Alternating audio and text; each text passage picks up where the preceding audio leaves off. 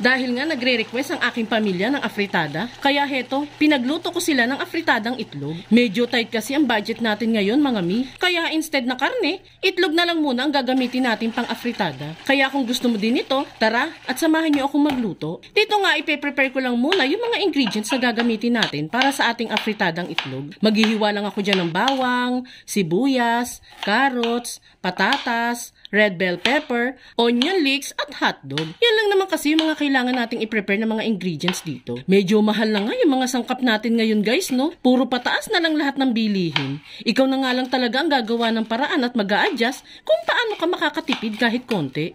Kasama na nga sa pagtitipid ko itong pagluluto ng itlog. Bali, ang ginawa kong paglalaga dyan ay isasabay ko na lang sa pagluluto ng sinaing. That way kasi, makakatipid na tayo sa oras, makakatipid pa tayo sa gas. Kaya kung sakali magluluto kayo nito, isabay nyo na lang sa isasaing ang mga itlog para tipid. Kapag okay na nga lahat ng sangkap, pwede na tayong magluto.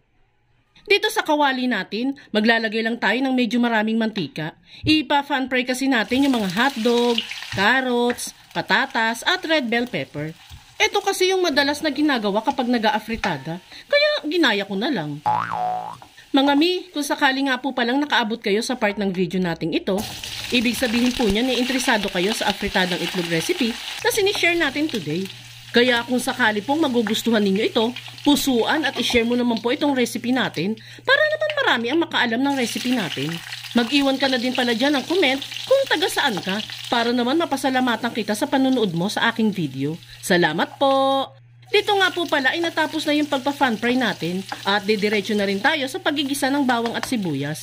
Palalabasin lang natin yung bango ng ginigisa bago ilagay ang patatas at carrots. Hahaluin at igigisa lang natin ang mga gulay, then saka tayo maglalagay ng patis, paminta at seasonings. Medyo adjust nyo na lamang po yung mga pampalasa natin dito guys ha. Iba-iba naman po kasi tayo ng panlasa pagdating sa pagkain. Kapag nga nahalo-halo na ang mga pampalasa, pwede nang ilagay dyan ng tomato sauce, tubig at konting toyo para naman maging dark ng konti ang ating sauce dito. Tira lang po namin yung tomato sauce dyan guys. Mga nasa 1 cup po siguro yung nailagay ko dito. Haluin lang ng konti yung niluluto at pakukuluin muna natin yan hanggang sa malapit ng lumambot ang mga gulay.